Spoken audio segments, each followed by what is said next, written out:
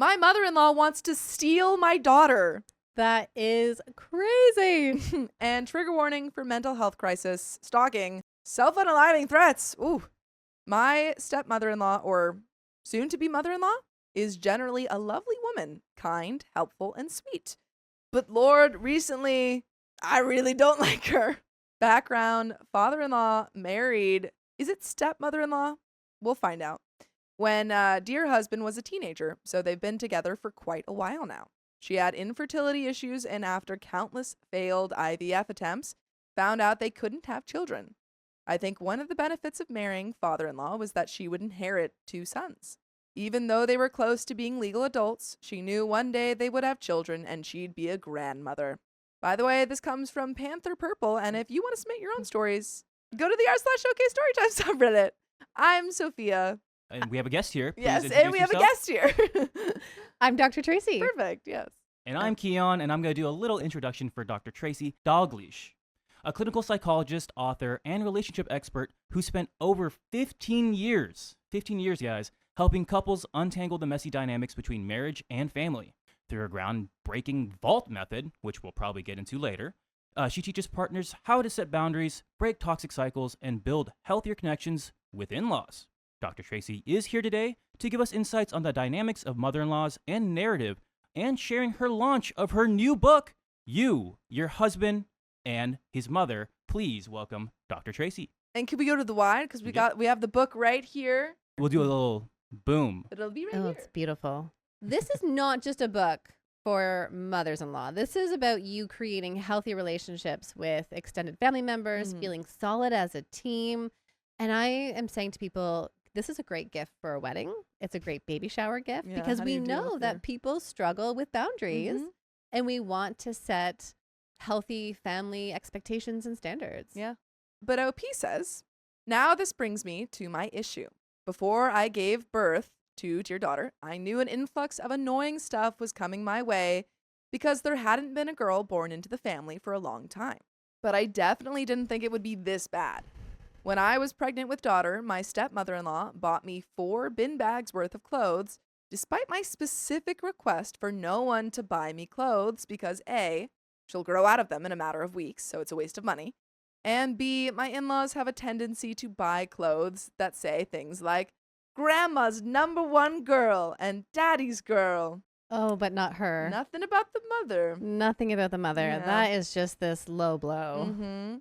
When I told my stepmother-in-law that I wouldn't have people wait in the delivery room this time because of the storm that was the birth of my first child, she seemed understanding. She said, oh, okay, I understand. Well, makes sense why you thought she understood. But father-in-law later told me she cried herself to sleep every night for a week. I have a good relationship with my stepmother-in-law, so this hurt me to hear. But at the same time, it felt like a guilt trip. Is this Can something? I please. interrupt I was there? about to ask you. Whoa. Yeah. So her father-in-law told her that. Yes. I need to pause right here and just emphasize how vulnerable mothers are during the postpartum period. Absolutely. Not the first 2 weeks, not 6 weeks. I say 12 months. 12 months. And we also want to recognize that the generational levels, emotions don't flow downward. Yeah.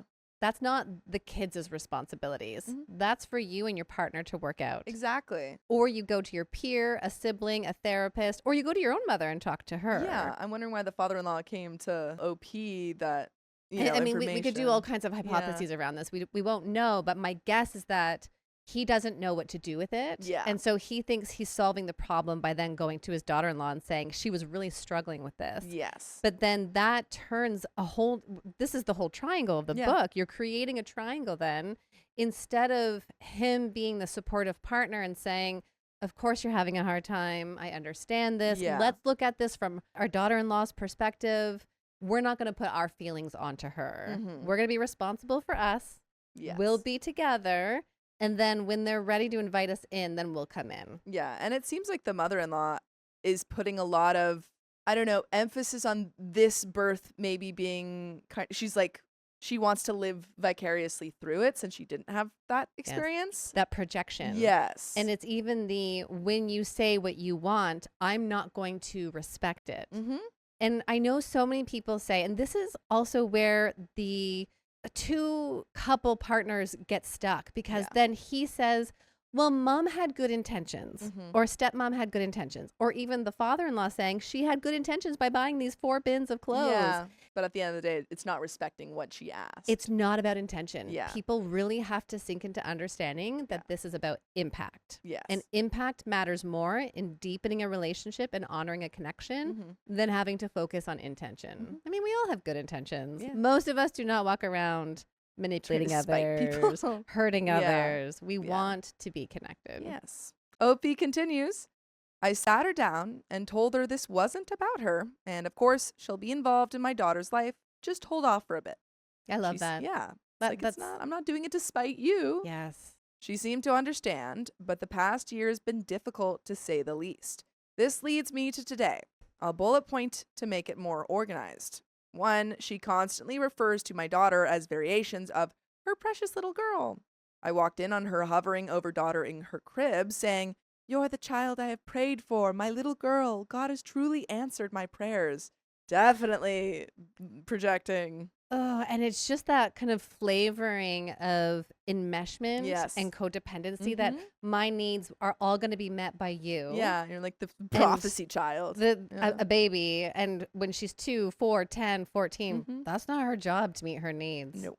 She tried to give my daughter a middle name because I got to give daughter her first name. 'Cause Oh, you're her mother. sorry. Yeah. Why did you get to name her? Oh, this woman is Yeah. hurting. She has so Yes. much of her own pain and grief, and it's not her. That she hasn't dealt with, it seems. No, and it's not her daughter-in-law's No. job to fix that Mm-mm. or to fill that hole. Yeah.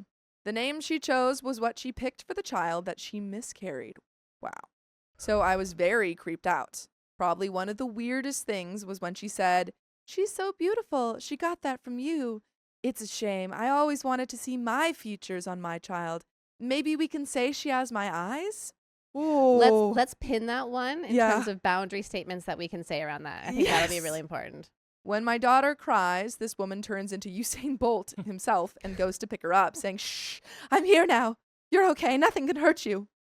The guilt trips. I'm very reluctant about my children sleeping over at people's houses because they're still very young. But despite this, she constantly asks, "Can I have daughter over for the night?" I give reasons. "What about next week?" I give reasons. Now she makes statements like, "I've set up the whole nursery and she hasn't even used it once. Haha," while creepily staring at me. I need some advice. I don't know how to handle this. Sometimes I'd rather she just be like my mother-in-law, an upfront knucklehead, because I can deal with that. I just don't know how to deal with passive aggressiveness. Technically, she doesn't overstep my boundaries, but she'll find loopholes or guilt trips. I get it. You didn't get to have children. Honestly, I feel for you. But that doesn't mean my daughter is going to be the baby you've always wanted to have. However, she has been there for me and is honestly a sweet person overall. But ever since I've had my daughter, she has become overbearing. Husband loves his dad and my stepmother-in-law, and his dad can't bear his wife being upset. So I know if husband and I try to talk to her formally about it, she'll cry and guilt trip, maybe not even intentionally. I don't know how to handle weepy people. Any advice? And there is an update, but do you have any thoughts so far? In the book, I outlined 6 types of mothers-in-law. And I did that after almost 20 years of working with people. Yeah. And this is, I really want people to know, this is not a diagnosis. You're not going to go through these types and then go to your partner and be like, haha, your mother's a narcissist. I didn't use that word intentionally because it's not helpful. And so whenever we're dealing with someone, we want to understand what category of behavior are they, because then we will know how we can communicate and interact with them. Yeah. So for example, there's a lot of martyr victim flavoring here where I want to give and give and give, but there's guilt attached to it. Or this poor me, it's all happening to me. I never got to have that, which is more of that victim flavoring. And so then when you think of who you're dealing with, and already she's saying this woman has all of these passive aggressive remarks, you know that it's probably not going to be helpful to over explain yourself. And I caught OP's piece too, where she says, you know, I like her. We had a good relationship. And I think there's like this torn feeling that so many daughters-in-law experience after having children, which is, what happened to our connection? Yeah. Because now you're focused all on baby. And I'm not even, I don't even exist. Yeah. And I'm it is losing the that most priority. painful thing, Sophia, to be in a room with someone and they not even look at you, ask you how you're doing, get you the water after you've just given birth. Yeah, you're just the carrier of this kid. Yeah. Yeah, that's really and that's rough. being reduced to that. Yeah. We'll have to come back to the piece where her husband, because that can also really make a difference. But then let's also acknowledge that you're entering into a system here. And so, because the stepmom's been around for a while. Yeah, she's been around for, I think, since her husband was 15? Yeah, I believe Or so. before. Yeah, because they were almost of Right. age. Yeah. So there's a system in place and it's been operating for a long time. She's an outsider, and so she's going to be more likely to recognize that system. Yeah. And I always say to daughters-in-law, you are not bad for calling out a system. And so I know for many people, they'll go to their partners and say, your mom or your stepmom, they're guilt tripping us. And their husbands will say, no, what are you talking about? That's just mom. Yeah, she's being nice. And that's so painful. So I think that's really important. Yeah. And the whole stuff about her saying, oh, let's say that your daughter has my eyes. It just feels very obsessive at this point. I think where we tend to go into as parents right now is we want to control the outside. Yeah. So we can feel safe on the inside. And I really want parents to feel empowered in the home, that everything you do with yourself, your partner, and your child is about building security. And so even if stepmother-in-law is coming in and saying these things, you're always going to be that secure base for your child. Yeah. Or if you're in their home and they insert some food rules, like you know, older rules that a lot of parents don't follow today, or things like you have to clear your plate before you get dessert. You get to step in as the parent and say, actually, I'm the parent and that's not a rule we follow in our family. Yeah. So keeping that in mind and knowing that you can always help support and model to your child what's healthy and what's not. So for example, I can imagine then as baby gets older, then grandma's going to be like, oh, give me a big hug. I want a hug. Body autonomy is so important. Might be like, well, you know, we consent before we give. Yeah. No, sensing who this person is, she's not going to like that. But mom gets to say, oh, we're not going to do hugs. She doesn't want to right now. We believe in asking first. Yeah. And the thing here, so two pieces. She's not going to change. Sure. And you could go into those conversations and point out these issues. But that might cause more distress. And I have a feeling it would. Well, it seems like OP's already kind of said what she feels, and that hasn't done anything so far. I love what OP did in the sense of saying, like, we'll invite you in. We'll let you know what works for us. Yes. That's beautiful. You've already done that piece. But now here's someone who can't see that pattern. And so here, you're going to want to know really what your boundaries are. Most people come into my office saying they're not respecting my boundaries. And when we dig a little bit into it, it's because people are making requests. And requests sound like, please don't whisper these comments into my daughter's ear. Please don't make comments about her eyes or that kind of thing. Yeah. It's about the other person doing something. The boundary is what you are or are not willing to do. And so then when she makes these comments, what does OP want to do? What would be empowering for her? Is this a moment where she goes to the bathroom and splashes her face? Because, oh my word, grab your phone, text the group chat. Sure. Be like, ooh, yeah, intense. Is it when she says something, you go, and then you change the topic? Like her asking, can I give her the middle name? Well, that's something we're deciding. Hey, have you been following the Jays? Sorry, I know I'm Canadian and the Jays. I don't know what the Blue Jays. Blue Jays. Baseball. Baseball. I don't know sports.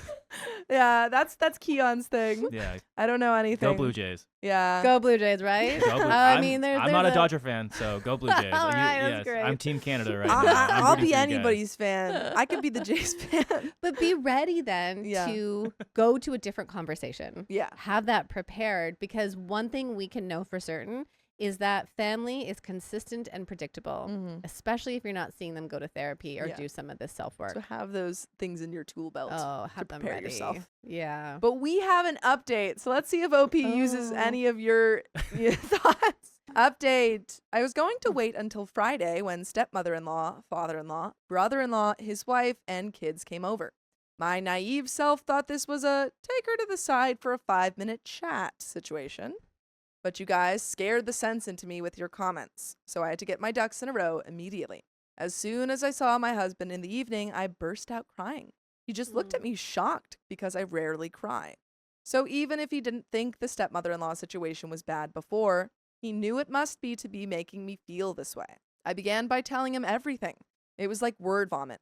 I told him about the pet names, the constant holding, the running to get her before me, the clothes, all the stuff through my pregnancy, the nursery, the constant whispering in daughter's ears, the photo album of daughter. She took pictures constantly and has already filled out a massive photo album. She has more photos than me. I told him about the sad statements, the looks. When I'm holding my daughter, she gives me the weirdest look, a combination of sadness, anger, and confusion. Can I pause there for a Yes. second? I'm thinking about how when someone else comes into your safe space and it feels threatening, your nervous system can't tell the difference between a true bear or an imagined bear. I was wondering, because OP says she has this look of anger, sadness, and confusion, I wonder if maybe in this instance you are just kind of reading into something that's not there. Not to say that you are, but like you don't know for sure. You don't know, but Yeah. when someone comes in with that possessiveness, or they're knocking at your door every day to see the baby, or they're Yeah. only talking about your child. I had one woman tell me that her mother-in-law would whisper in her ear, "You're not my grandson's real family." Oh, Can you imagine? that's terrible. That is threatening. It's biologically wired inside of us to Yeah. protect our, your heart is now walking outside of your body or lying outside of your Yeah. body. And You're she sees her as a threat. You're Yeah. going to be protective. And then I think we're not knowing what's coming next, but the other piece here that I see happen so often is that daughters-in-law are pushed and pushed and pushed, and then they explode. Mm-hmm. But then guess who's the problem?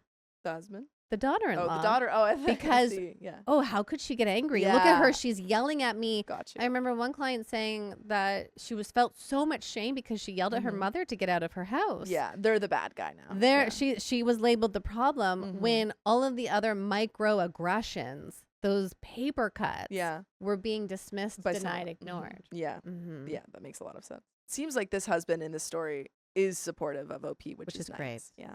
I finished by reading a few of your comments. I highlighted what a lot of you said, that stepmother-in-law didn't properly handle her grief, and it has manifested into an obsession with my daughter. Her unhealthy attachment to daughter is damaging not only to daughter and DS, who will grow up noticing the different attention they get from her, but to her own mental health.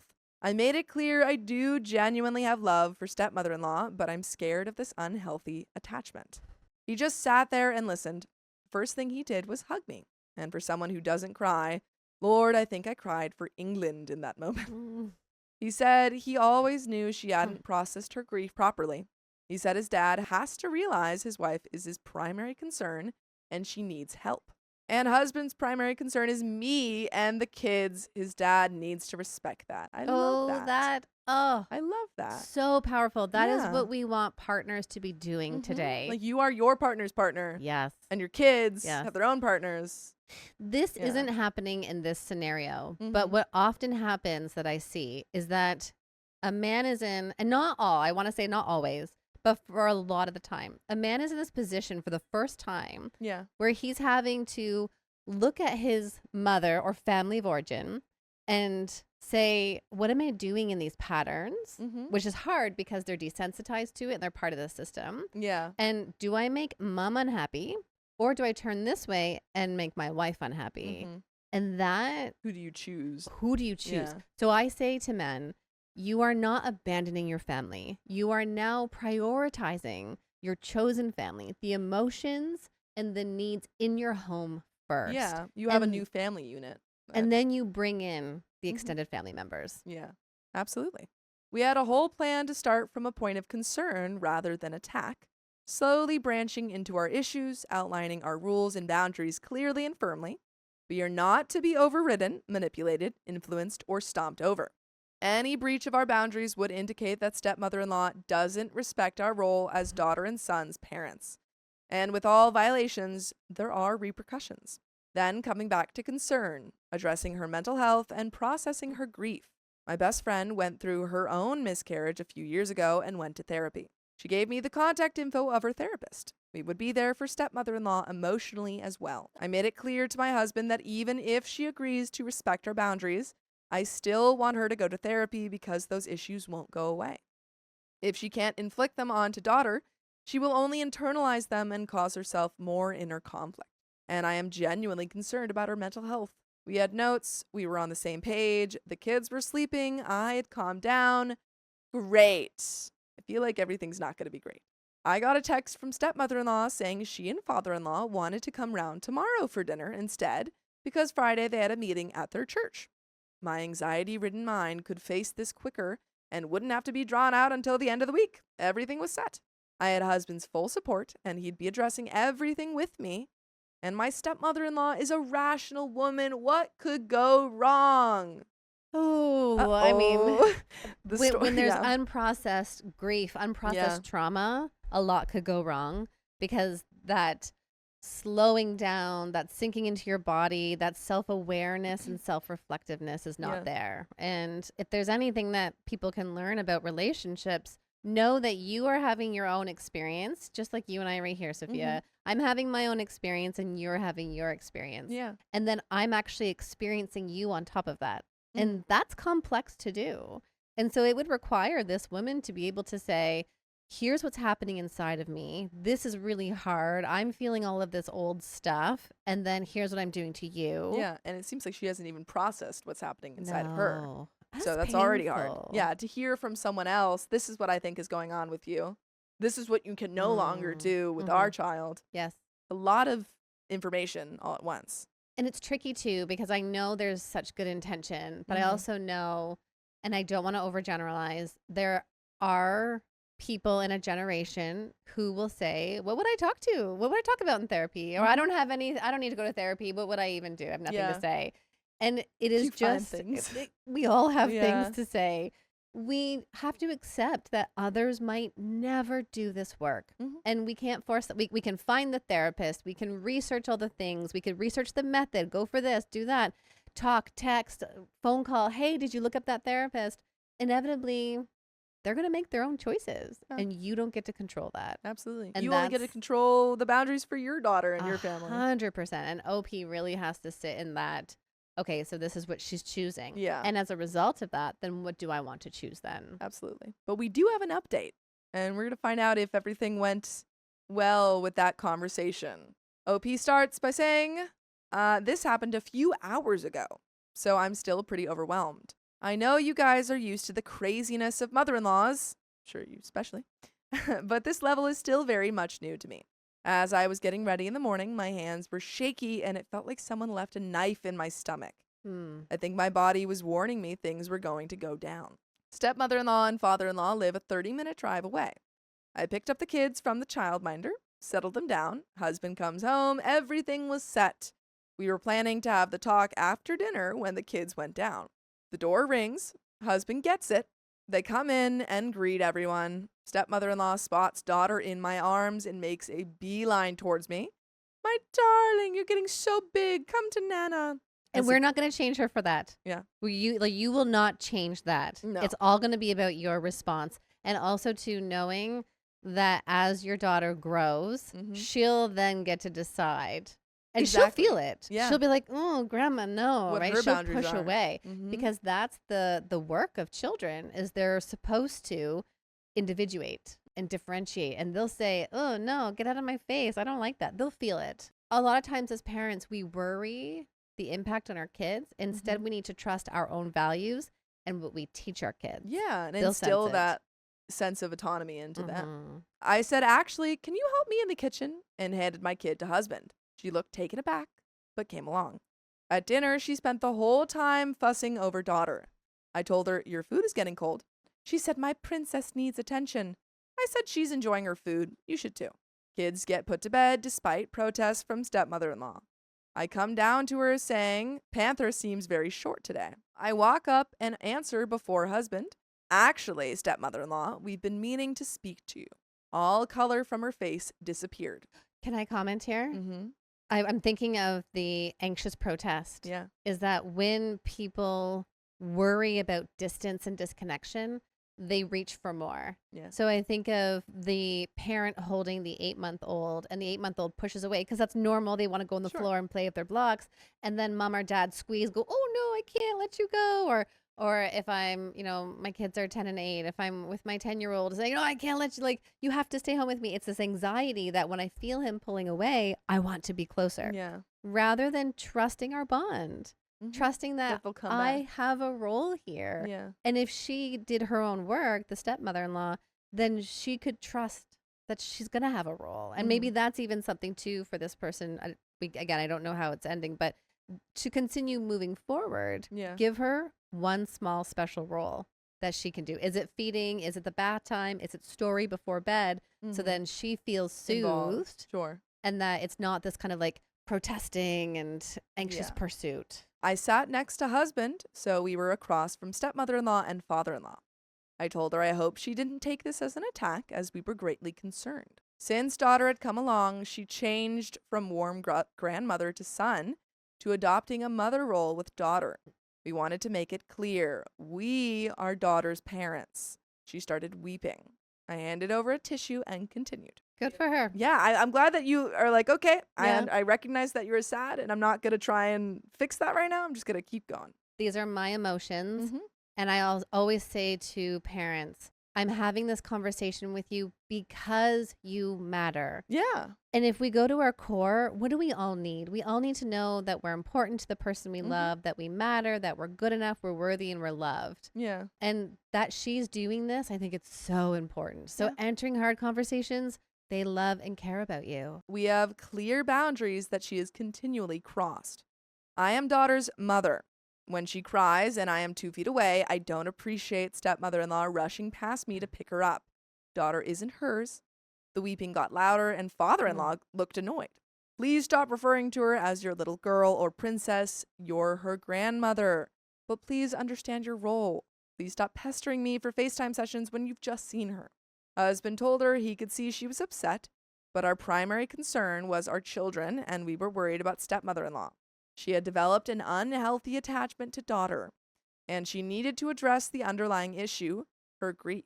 If there could be anything that someone does differently, make it smaller. Yeah. When you go into too many things, her brain goes into overwhelm mode and she shuts down so she can't hear it. Just one issue that you're focusing on? Or maybe it's not even a specific issue, but maybe it's, and this all depends on who it is, because if we list things out, they might walk away and say, I can't believe they said that about me. Don't they see I'm trying my best and how much I love her? These are all good things. Yeah. So I wonder even if we think about this, and I talk about how to do the boundaries in the book specifically, but if we think about what is the thing that she needs and just focusing on that rather than calling out all of those behaviors. Yeah. I don't know. What's at the root it's of it? tricky. Yeah. Like at the root is like, I need to feel like I'm the parent. Yes. And there are times where you step in really quickly. I know, here's my reassurance. You always reassure because it softens them. I know how much you love this role. And I will just put my hand on my heart here for a moment, because I know when I do that with my clients, they're like, why do I have to reassure this adult? Yeah. Why do I have to reassure my mother? That's her job, right? It's frustrating. If we're going to be evolved and we are self-aware, we model it to them. So you say that to them. And then you say, moving forward, I really need you to slow down a little bit. Let me step in, and I'm going to make sure I call you in. Yeah. And how about this, right? That's kind It's of the gentle parenting. Oh, yes. And also, too, for anyone who's been in those positions of just giving those boundaries and it's not going the way you want it to, and you hear me do it, I'm not in the moment. My nervous system isn't going wild, and I can phrase it this way. And just remember, boundaries, expressing your needs, it's a skill. You're flexing the muscle. Until she did, we didn't feel comfortable with her being alone with daughter. This is what did it. She jumped up and shouted, "You can't take her away from me. She's all I have. Why are you trying to keep me away from her? OP, I've done so much for you. I was the mother-in-law that husband's bio mother wasn't. And this is how you repay me? By taking away my little girl? I don't have issues. I couldn't have children, and God himself blessed me with a family of my own, and now you're trying to take her from me." She ran out shouting daughter's name. We all sat there, stunned. I shot up and followed her, ran past her, blocking the stairs. I pushed stepmother-in-law back and told her, "Get out of my house. You're going to wake up my kids." My voice was firm and oddly unfazed, even though I was in complete shock. She collapsed, grabbing onto my feet, begging and wailing.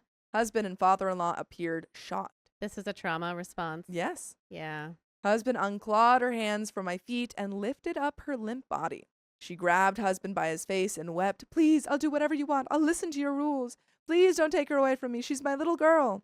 Husband looked at father-in-law and said, "She needs help, more than what any of us can give her." Father-in-law snapped out of his trance and took stepmother-in-law's hand, trying to calm her down.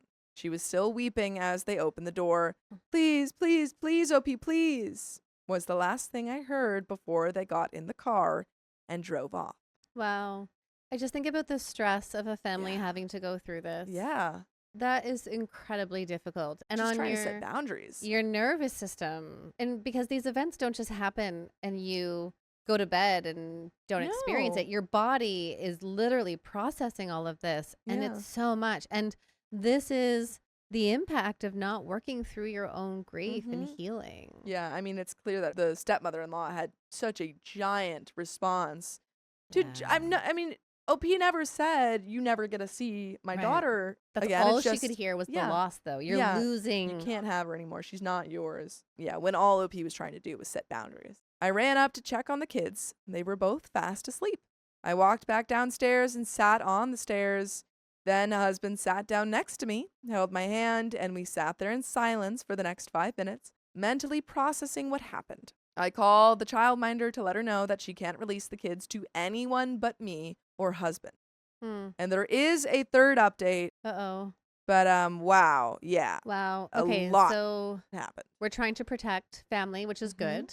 And this is now really up to father-in-law. Well, it to seems step like in. he's finally, at least in this moment, understanding how big of an issue this is. Because it seems Hopefully. like before, yeah, hopefully. Hopefully, because sometimes what could happen is they go home, she is able to regulate, and then they flip it all onto daughter-in-law and Mhm. make her the scapegoat. Yeah. And say she's the bad one. And this is the common thing that so many daughters-in-law experience is that in-laws will say, we never had these issues before she came along, Sure. rather than going inwards and taking accountability. And so we would hope then that together they could say, I think we need to address this. And also too, how powerful it is if father-in-law could say, we should go do this work together. Let's go and, you know, Yeah. find a therapist and we can talk about what this was like for both of us because they both went through Absolutely. the infertility and the loss. Well, I think that I'm not quite sure, but I think stepmother-in-law had that before they got married. Oh, okay. Yeah, so I And believe. still, I yeah. imagine it shows up in their dynamic, right? yeah. Like it would. I mean, And- it probably showed up in how she parented Opie's Yep, husband and yep. his brother. Yeah, or Yes. sibling. It's so important for people to recognize that one of the most powerful things you can do is to say to your partner, I believe you. I might not feel the same way. I might not be getting those nasty comments from my mom like you are as daughter-in-law, but I believe that this isn't good. Well, I think it's just putting trust in your partner. We read a lot of cheating stories and stuff, Yeah. and I feel like it's a similar thing of, at the end of the day, do you trust your partner? Do you believe what they say? Because if you don't have trust, It's the security. We think of the 4 S's: secure, safe, soothe, seen. And that creates this attachment in partnerships. yeah. But we do have a third update, and we're not even halfway through the story, so this is a long one. A lot has happened. Everything was quiet for a few days. We hadn't heard from stepmother-in-law or father-in-law directly, but brother-in-law said his dad was taking care of the situation. Dear husband texted his dad that we were glad he was getting stepmother-in-law professional attention, but due to recent events, we'd be limiting contact and there would be no contact with the children until we saw great improvement. Visits would still be supervised. He replied, I understand and thank you. I took time off work because I was anxious. Apart from the whirlwind that was the breakdown, I thought the situation was contained. This is where the narrator in my life says, she thought wrong. I didn't want to leave the house for Mother's Day, but husband planned a whole day, so we agreed to celebrate. I felt guilty.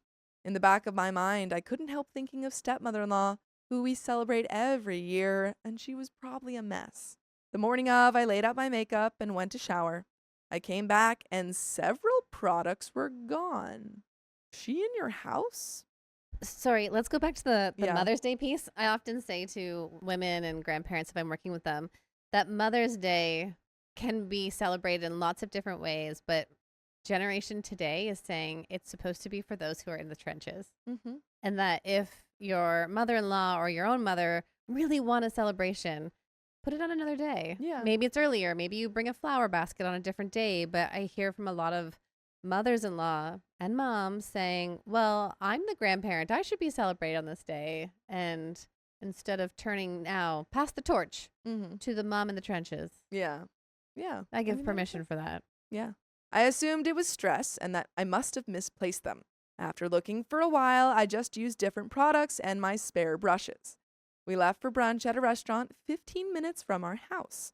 It was chillier than expected, so I thought I'd grab jackets for my kids and be back before the food arrived. When I pulled up, I noticed the side door was slightly open. It's not a door that has a lock, so I assumed the wind opened it, but it was still odd. I went to close it and noticed a trash can had fallen over. The wind couldn't have knocked this over. It was full. Now I was on edge. I went to the front of the house, slowly unlocked the door, and closed it behind me. My heart was racing. I walked upstairs, past my son's room, up to my daughter's room, and the sight I saw horrified me. My daughter's clothes were organized in rows on the floor, not folded, but laid out. Outfits completed with shoes and accessories. There, sitting cross-legged on the floor, was stepmother-in-law. Whoa. All I could say was, what the F? Oh. She got up so fast and sighed like she'd been waiting on me.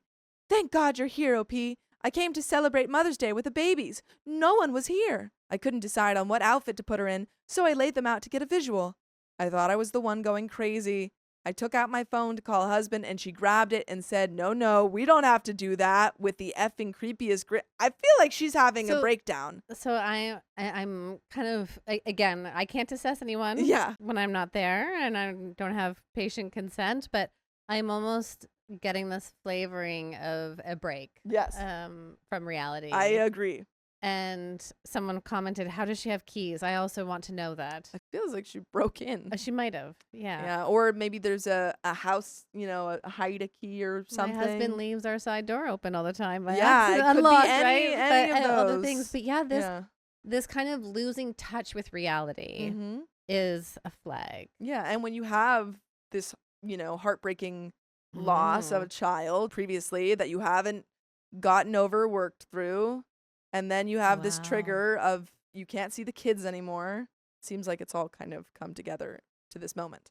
My heart was saying start swinging, but my head was saying she's unwell and clearly unstable. I told her she needed to leave right now. You're not supposed to be here. We're no contact. She said, but it's Mother's Day. It's the day God meant for mothers and children. I should be with my baby. I told her she's not your daughter. I am her mother. You're not even biologically related to her. I'm done with this. I snatched my phone back and started walking downstairs to call husband. And this woman was sobbing behind me. I called husband and told him. He wanted to drive back, but I didn't want him to bring the kids. Oh, okay. I thought the kids were there. No, she went back by herself because she Oh. thought while waiting for food, she'd Yeah, go and come back. Okay. I Yeah. was like, why are you leaving the kids upstairs? Mhm. Okay, so the kids aren't there. She was just arranging the clothes. But I didn't want him to bring the kids, so I said, drop them at sister-in-law's house, then come. This Mm. woman was screaming over my shoulder, OP, is that husband? Is he bringing daughter? I knew you'd come around. See, this was a misunderstanding. Babies are supposed to be with their mothers. She started laughing. I told her, you're delusional. I can never let you be around them. You broke into my house. I'm calling the police. She sobbed, you can't. We're family. I'm not doing anything wrong. You're trying to keep her from me. Half of me wanted to beat the sense into her, but the other half was so freaked out, I thought it would be better for the police to handle this. I think that's probably a good idea. Yeah, and also too, when we call the police, and I don't want to speak out of my area of expertise, Mhm. but if you are ever concerned about someone's mental well-being, Yeah. this is not a threat. You don't make a threat to someone of like, I'm going to call the police. But if you are seriously concerned, you call 911. Yeah. 'Cause this Recognizing, person is having, it's not like a, yes, yeah. recognizing you're not a therapist, you're Mhm. not an emergency counselor, And that if you're worried for someone's well-being and safety and even your own, Yeah, calling a medical professional yes, rather you than call 911. Yeah. The phone was ringing. As I said hello and turned back around, oh my goodness, this woman had two sharp objects, each one pointing at her temple. I What? never felt more powerless and horrified. She was sobbing that she couldn't live in this world without her baby. I tried to speak calmly, but I was about to faint from horror. She was screaming and sobbing uncontrollably, saying she couldn't live in this world anymore. It was too painful, too evil. I was crying now, half because I was terrified, the other half because what she was saying was horrible. I begged and pleaded with her, but I knew the only thing that would get her to put down the sharp objects was my daughter. I told her she couldn't do this. How would it affect daughter? Without her grandmother here, she needed her. She started to whimper and drop the knives. I picked them up. The police arrived. I mean, clearly this woman needs full-time care. Yeah. This is not, She she's needs just an a bad assessment. mother-in-law. This is beyond that. It sounds like there is that break in contact of Yes. reality, and then also too the threat to self really Mhm. indicates that she needs more help. Oh, yeah. I mean, Yeah. father-in-law cannot, at this point, help her by And himself. this is traumatizing. Yeah. And I'm hoping then For poor OP, too. For OP, Yeah. she's going to now go check in with her therapist Yeah. because that is incredibly difficult. Having that responsibility of trying to walk someone back from that moment Mhm. is terrifying. The rest of the day was a blur. I remember husband, father-in-law, and brother-in-law arriving shortly. I remember screaming at father-in-law that he was weak and cowardly and that he needed to put her in a hospital where she could be psychologically analyzed. I felt bad at how I was screaming at him, but that was one of the most terrifying moments I witnessed. Stepmother-in-law went into psychiatric hold, and she's still in the hospital. Neither husband nor I have visited her, but sister-in-law told me for the first day she was screaming, "Just let me pass away," and crying for daughter. It's been a week, but I was told she's made improvements. And this is also too, I think people really need to hear this because for OP, Yeah. you didn't cause this. No. And I know so many people can easily fall into guilt and shame, even Mhm. of like, I'm a bad person that I did this. You had every right to express boundaries. And also, it seems like the moment that you noticed that there was something wrong, you came to her and said, "I'm worried for you." It's not just we're setting boundaries. You can never. I hate you. It's I'm worried for you because we had a good relationship. I don't know how to feel. On one hand, our relationship is permanently damaged. I feel guilty because I know she's unwell, but a part of me will always feel she's unpredictable and therefore unsafe to be around. Me and the kids are going to our apartment in another state for a few weeks. My best friend lives a 10-minute drive away. We're also looking to move. This whole thing has been a trial, to say the least. And there is another update, but do you have any thoughts before we get into that update? The community and connection is Yeah. really important. Mhm. Taking space is important. Looking after yourself, you need to. Yeah, focusing on you, your husband, and your kids, because you've already done a lot. And the thing here too is the mother and father, you have to be well to look Mhm. after your kids. At Absolutely. this point, your children need you to be grounded and connected and secure and Mhm. attentive. Mhm. And I just love that she's doing that, but that's traumatic. Yeah, absolutely. But we have a fourth update, and guys, we are getting to the end of the story. But wow, what a crazy story. Hey guys, I'll give you a rundown of what's been going on. Stepmother-in-law is out of the hospital. From what I've heard from sister-in-law, her delusions have stopped, but she's very depressed at the reality of her life and what's happened. She's now attending therapy. The restraining order was granted. We spoke to our lawyers, and the breaking and entering charges were trickier than we thought. Honestly, we think she needs mental help more than criminal correction, so we decided against it. I agree. Yeah. It's this kind of, we're going to drop this. We're going Yeah. to focus on what's really important. And also, too, for father-in-law then to be on board to see this. Yeah.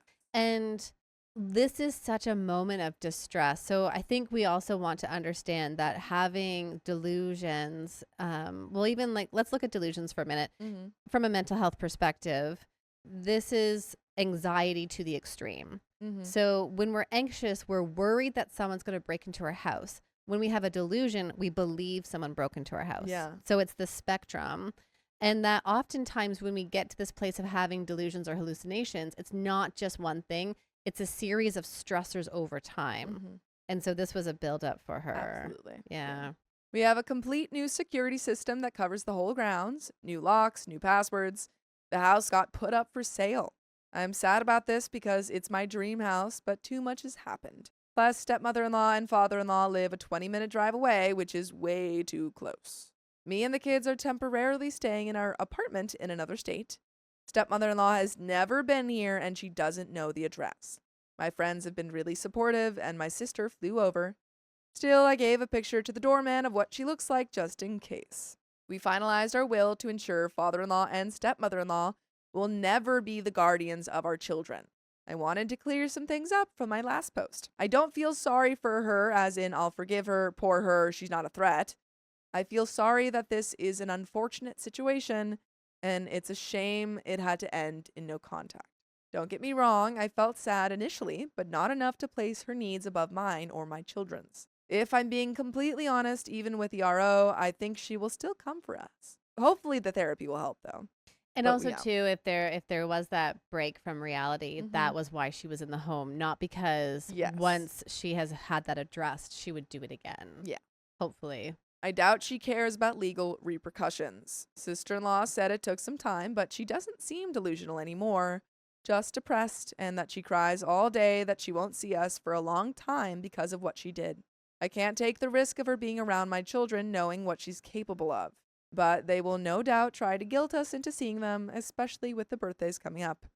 I really hear OP setting boundaries for themselves, which is all of, and it's so unfortunate that you have to move and make those decisions. And lose the house that, you Oh, loved. just crushing. And at the same time, though, you could stay stuck and continue to spiral. And why did they do that? Why did this happen? They should have to move. Yeah. They went inwards and made all of the agency for themselves. Yeah. And that's really powerful.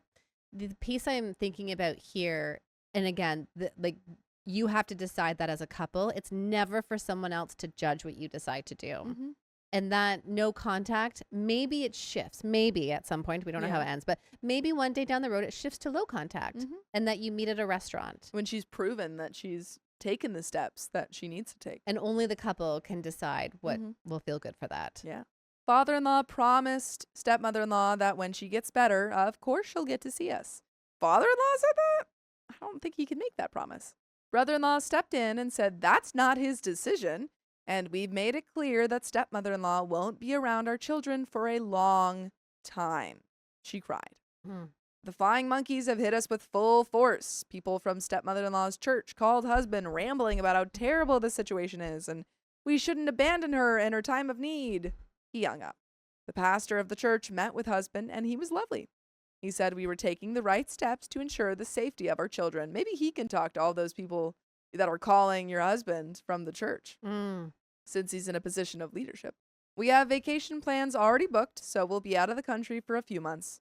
Unfortunately, we can't move out of the U.S. permanently. It isn't the right time for us, but we're definitely moving states. A fresh start is overdue. To top it off, my mother-in-law has returned from her travels, pestering husband for details and sweeping in trying to adopt this stable parental and grandparent role. So I guess we have Opie's husband's bio mother coming in and His bio mom coming in? yeah, the mother. So I think there's the stepmother-in-law who's married to Opie's father-in-law, and then we have mother-in-law. So mother-in-law is coming in. Yeah, so it's trying to. It seems like she's trying to be like, oh, see, you guys didn't like me, but I'm looking pretty good now. That's what at least I'm reading from that sentence. Also, I never found the missing makeup. I had to repurchase the products, which sucks because it's expensive as hell. And people shouldn't steal from your house. No. Yeah. Some relevant comments from Little and Me Too. Says, I'm so sorry for you all. Such a crappy situation. I think you're doing the right thing, though. And as for a name, Niobe, in Greek mythology, the woman who wept for her passed away children until she turned to stone. Ooh, that gives me chills. Yeah. Yes. Panther Purple, who's OP, says, wow, this might be the winner. And there is a 5th update, and I believe this would probably be the final update to our story. One more. But any final thoughts? Oh, for we've OP? just we've dabbled in so I know. much here. It was such a lot to unpack about this story. There's this almost generational piece that I'm curious about. And again, so adult children are not responsible for parents' feelings. Yeah. We can show up with empathy, kindness, validation, but it's not our job to soothe them and meet all of their needs. And I think that's really important for us to remember, because holidays around the corner. Yeah. Parents are saying, and again, in unhealthy family systems, some of the things that show up, I outlined 10 in the book. So some of the things that show up are things like rigidity and control, where they'll say things like, we always celebrate on Thursday. You have to be here on Thursday. And then they weep when you say, this year we're not coming. Like that's not healthy. Yeah. Healthy family systems can say, I feel sad that you're not coming this year. It is a tradition and I love so much. How can we then find another time to do this together? Can we do this over the weekend if you're free? Yeah, just so we can be together. Because healthy families are not hinged on one event. Which I think is kind of going into the mother-in-law or Mother's Day of saying we can celebrate it on another day. Sure. If you're And doing also too, something I mean, together. again, these events have to work for you. Some families will say, it's fine. My mother-in-law wants Thanksgiving. We all show up. It's fine. There's another piece here where this generation of parents, they're doing things differently compared to previous generations. We don't want to pack up the kids. We don't want to drive. I'm in Canada, so snow. We don't want to drive through the 8-hour snowstorm with the 3-month-old and the toddler crying and the dog in the back seat. But other generations did that because that's just what you did. Yeah. And that was the right thing to do. And I think for so many of us today, we're so overwhelmed and burnt out and stressed. We don't have to list off the events for why we are. And we're choosing our own family traditions and our own things that are meaningful to us. And so for healthy families, just remember that it doesn't hinge on one event. There's lots of things that make a connected relationship. And if the stepmother could be a little more grounded, she could see all the other ways that she builds family. Yeah. And it's sad that OP lost that really seemingly important relationship she had with stepmother-in-law. Which is grief for her too. Yeah. Update 5. I can't go into everything because it's draining, so I'll give you the highlights. I've decided to go with Niobe because the namesake is eerily appropriate. A month ago, sister-in-law FaceTimed me. She was at Niobe's house helping her clean and came across a suitcase. So Niobe is the stepmother-in-law. Inside were pieces of my clothing, shoes I hadn't seen for months, bras, gloves, and a bunch of random stuff, including hair ties and perfume. When asked about it, Niobe said she used to take things of mine no matter how insignificant. She wanted to make things more familiar for daughter when she was here. She was asked about my makeup, but Niobe said she couldn't remember if that was something she took. That wouldn't be so out to the left field if she had said, can I make a space? Like, how could we do this instead of doing this in secret? So I know that many grandparents build this healthy nursery setup so that baby will be comfortable. Yeah. But you have to do it in joint with the parent. Absolutely. Right? It feels because here she's trying to adopt OP's kind of visage to, take this daughter. So the mystery of the missing makeup is still unsolved, but a lot of weirdness nevertheless. For the first few weeks, father-in-law bombarded husband with calls and texts he never picked up. That's hard because that's the father-in-law not respecting boundary for space. That's the anxious pursuit. And it happens often when adult kids say to their parents, I need a pause. I just need to take space. We're going to work through this, but in order to do that, I need space. Then that parent goes into the anxious pursuit and they call and they call and they call and they're making it worse. And then they lose, they might have had a chance to reunite in the future, but they lose that chance. Turns out father-in-law would call anytime Niobe was having a hard time to convince us to let her have a FaceTime session with the kids, which I don't even think would help her. And I feel like he needs to be working more with the professionals that hopefully are, working with stepmother-in-law rather than just giving in to all of the demands that she has. Our children adapted pretty well. After our conversation with son explaining why they won't be seeing their grandparents, he hasn't really struggled or asked. Niobe is making steady mental progress. She's not delusional anymore, but she still has her own issues. Her and her church minions have convinced themselves that my actions are far too drastic. Oh, and they are scapegoating the daughter-in-law instead of making it about what she did. That was not okay. And it's just very frustrating to me because it feels like all of these church people are kind of like vultures around this clearly unwell woman and inserting whatever their own thoughts and feelings are about family dynamic onto a person who is struggling and needs a lot of help. Just specifically these people. It's almost this self-awareness skill that when someone tells you a story, you practice questioning, what information do I not know? Yeah. I do this with my friends. My friends will come and we'll have dinner and they'll say, oh, so-and-so's having these marital problems.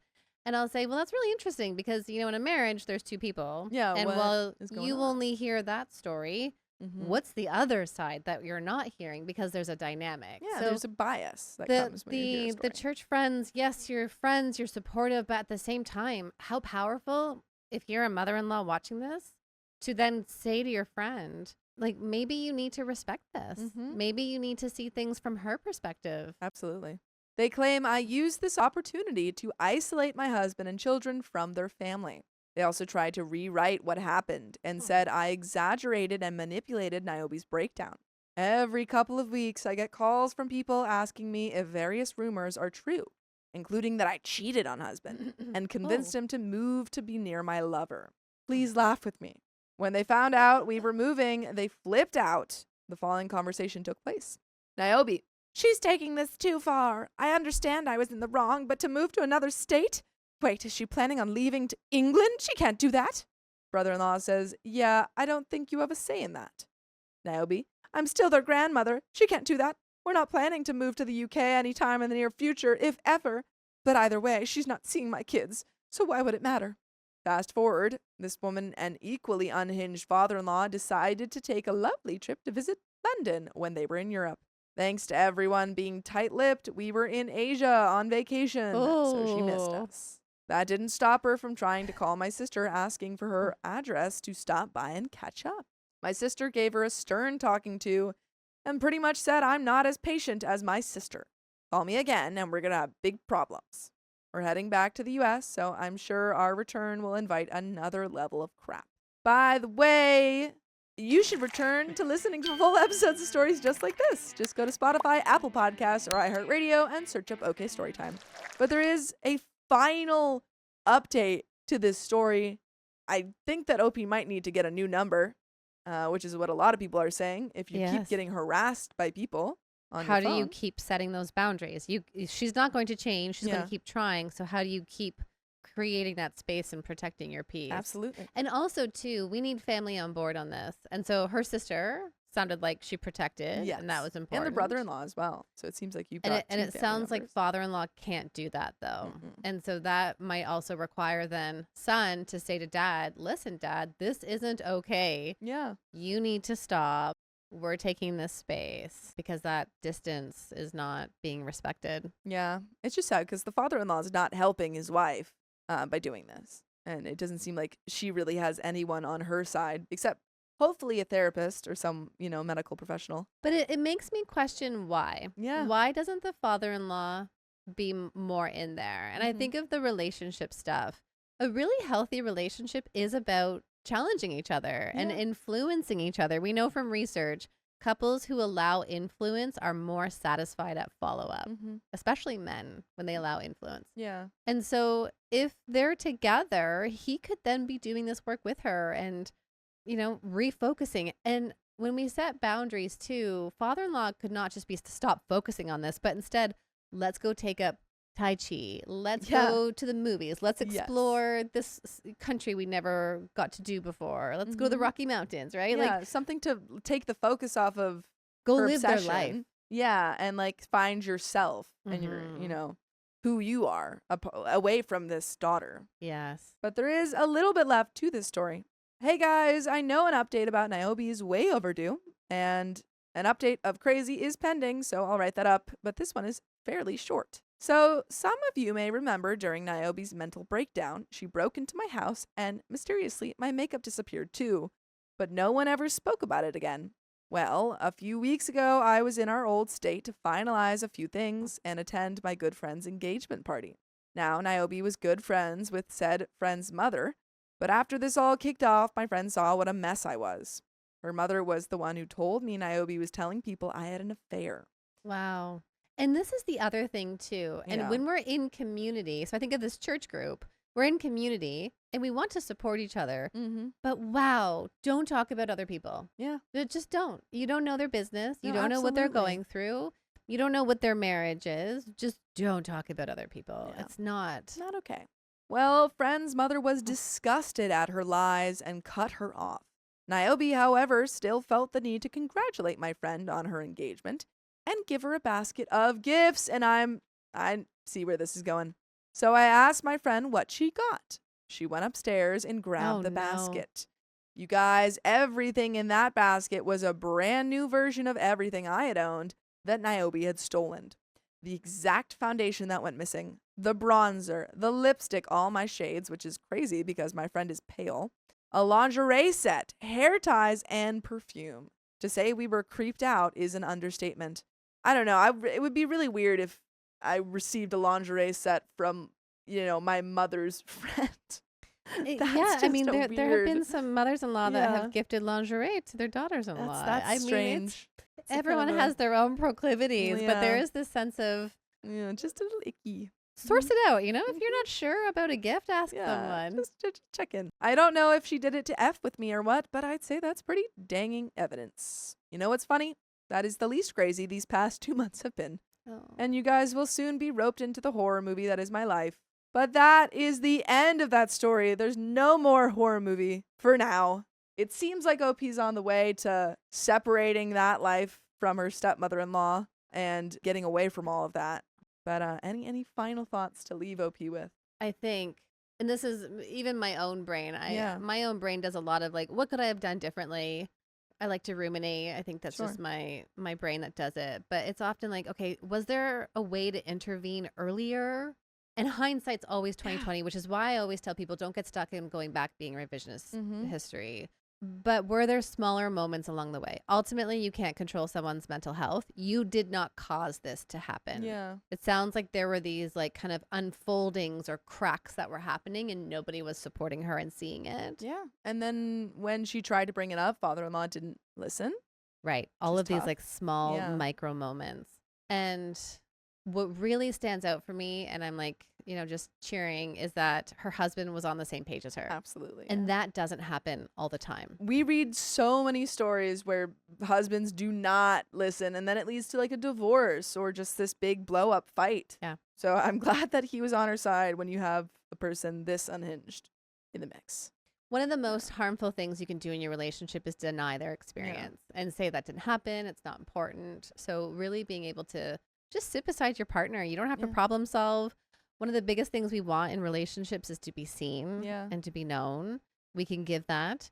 And then I also think about the cycle of relationships which goes through. So this is really important. Relationships are all about connection, disconnection, repair, and you go through this cycle. And when you go through this repair piece, it actually strengthens your relationship. Mm-hmm. Many of us didn't witness the repair. We only witnessed connection, disconnection. And I ask a lot of my clients, well, what did you learn about emotions? What did you learn about coming back and saying sorry? Sorries were forced. Parents never did it. Parents walked on eggshells. Doors were slammed, but no one came back together. We didn't know. Yeah. And so it was never modeled. And so then we think, well, how do you do this in relationships? Ownership is important, taking accountability and responsibility, and always coming back and saying, you know what? I messed up there. And that could have changed so much of what happened in this experience. And not on the OP's part, on father-in-law, on stepmother-in-law. All the other characters, Yeah. But that is the end of that story. And we do have some questions, but do we have time to ask some questions? Yes.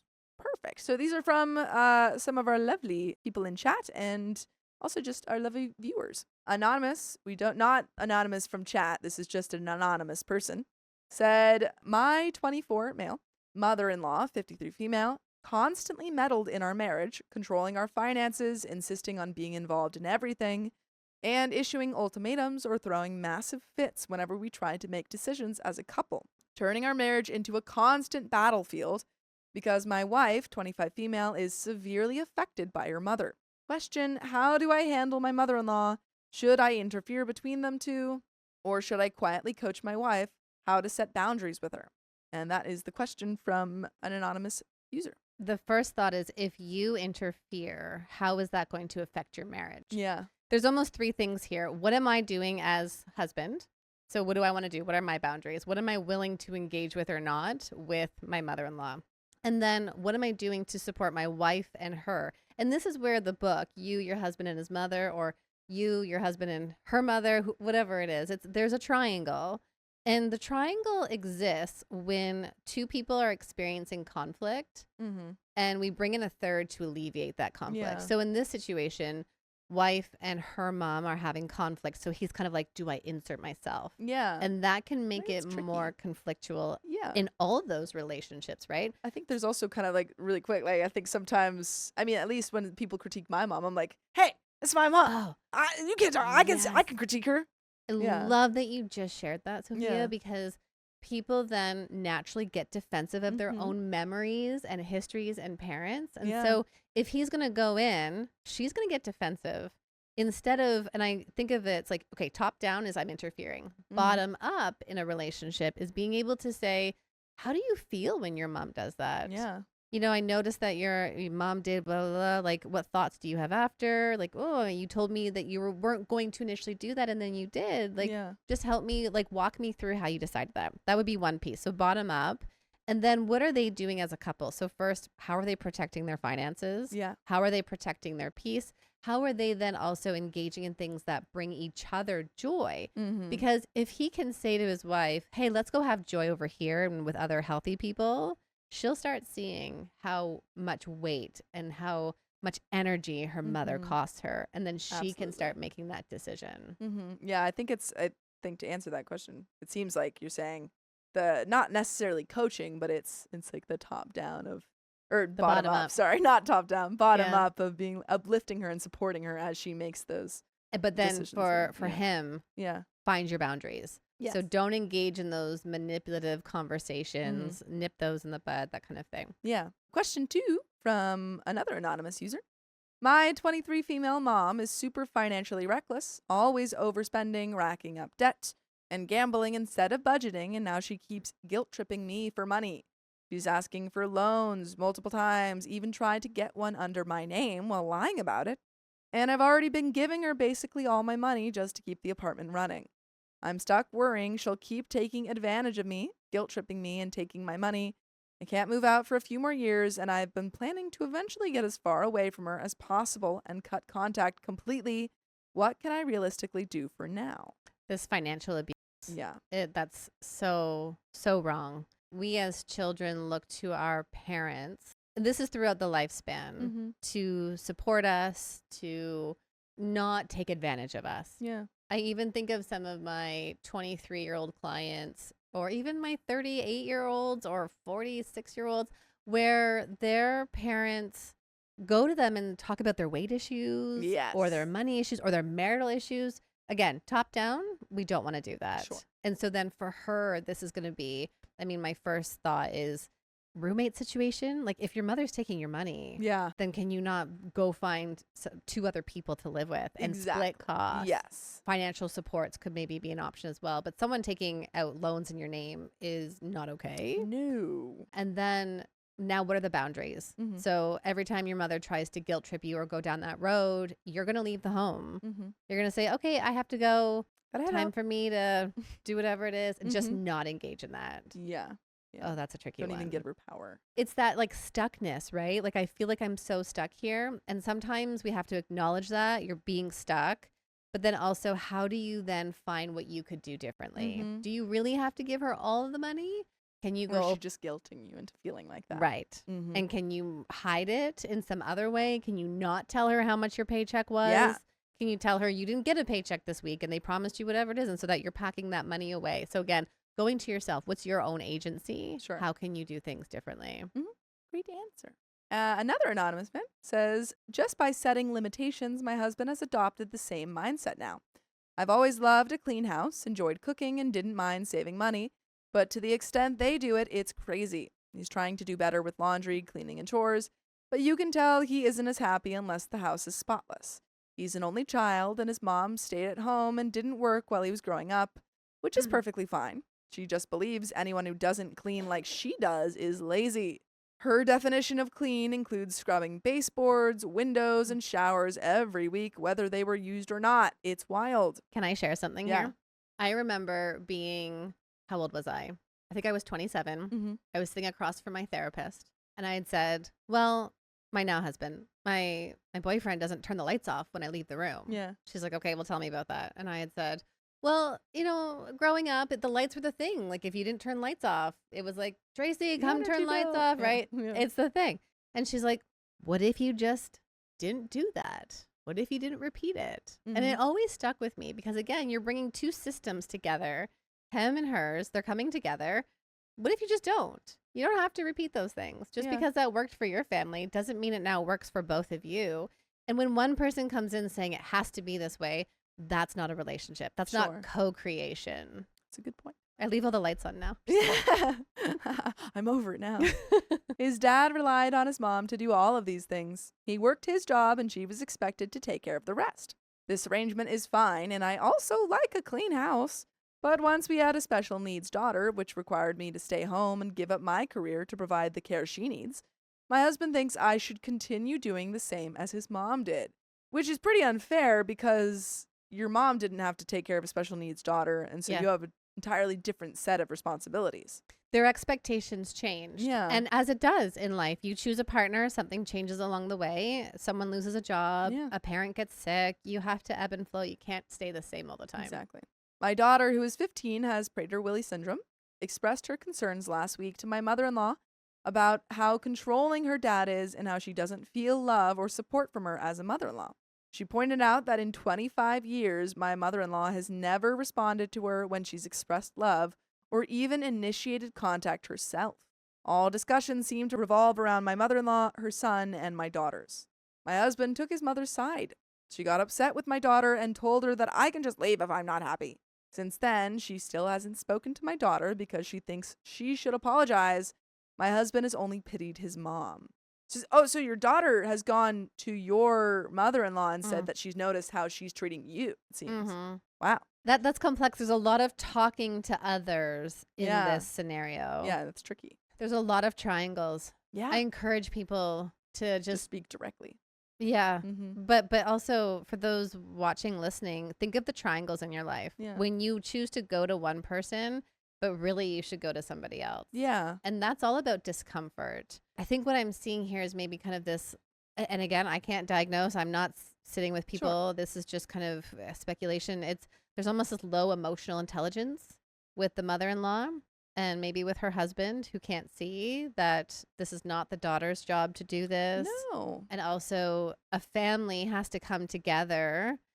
But then I wonder, how does mom and daughter now protect their energy? Yeah. You're not going to change husband. You're not going to change mother-in-law. Yeah. And a lot of women, I think, come to this point. They say, am I going to be the good wife or am I going to be the good mom? And in the 70s, many women said, I'm going to be the good wife. Yeah. But today we're saying, I want to be the good mom. And so how does she then say to her husband, I'm not going to keep up the standard of the house. And if you would like to do that, then maybe we need to outsource something, but I can't do that. Yeah, and I think it models to your daughter how to stand up for yourself. Absolutely, and that's so important. Yeah, because right now she comes to her father, says, I've noticed this. He dismisses her, but at least you have you coming and saying, like, no, I'm not going to accept that behavior. Yes. Which I think is a big deal. And then mom saying to daughter, hey, I know you're coming from a good place, but you don't have to worry about me. It's like, not just your remove responsibility. that. Yeah. And for her then to say to daughter, let's focus on us and what we can control.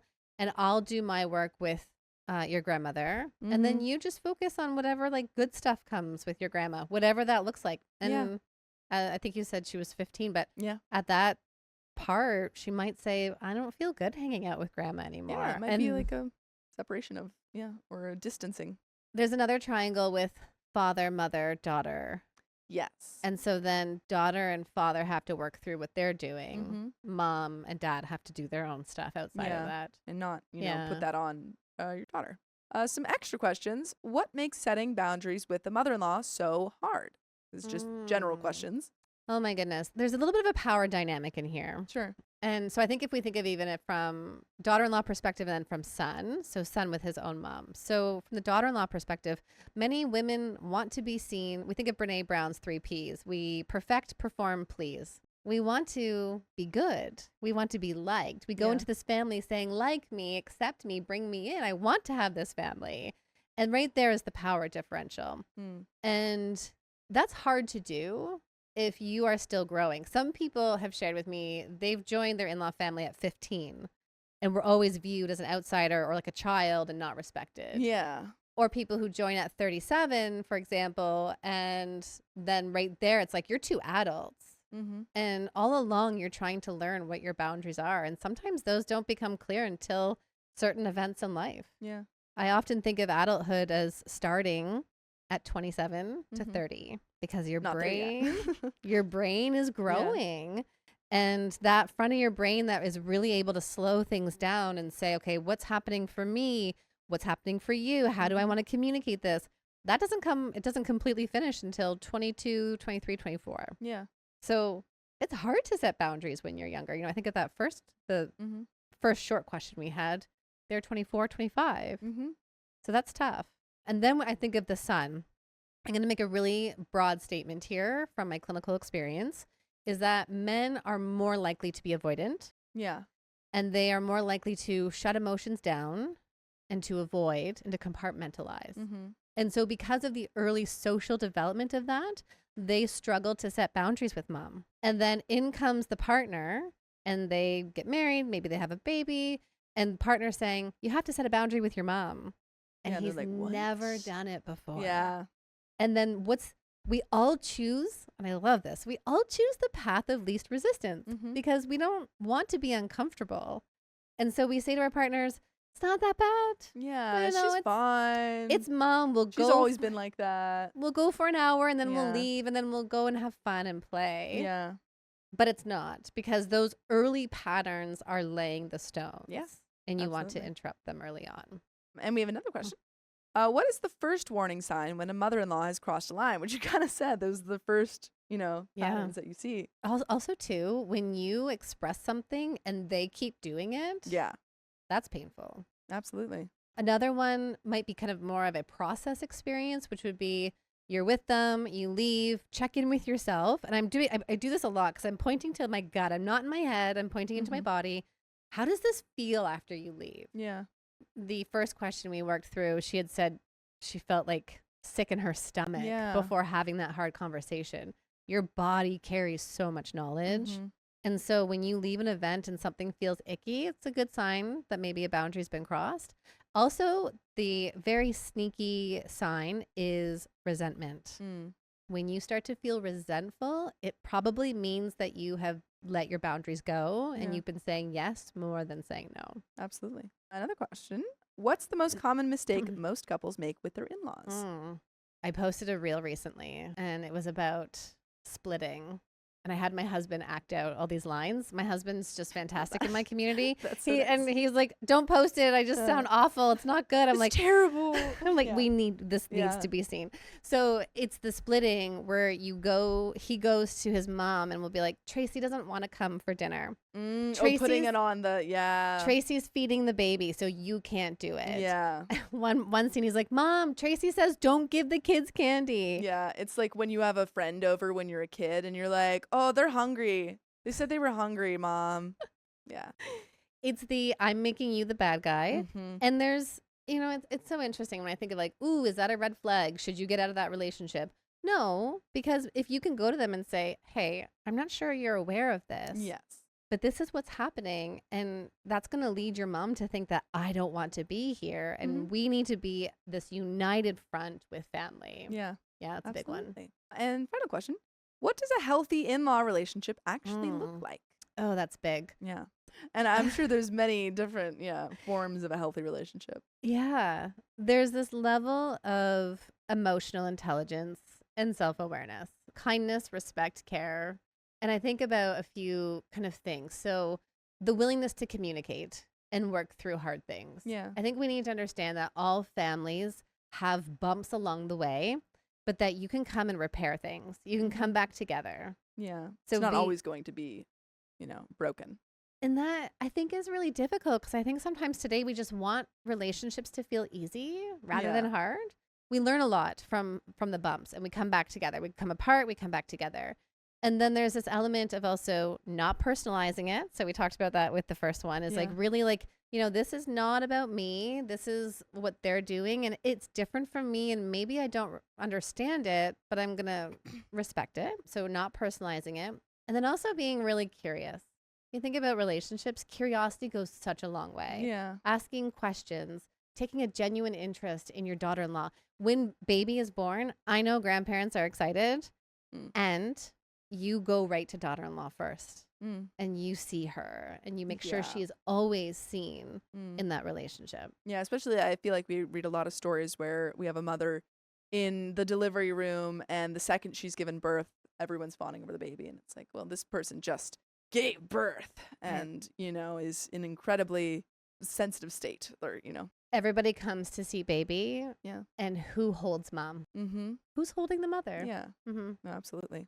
Those were all very great answers. Thank Lovely. you so much. Thank you. And I've seen everyone in the chat being very excited about you being here and thankful and grateful. It looks like we have one question from the chat from Chelsea Beckwith. Chelsea Beckwith asks, how do you deal with finding out your mother-in-law has been secretly crossing boundaries and making others turn against you without you knowing, then turns into the victim after getting called out?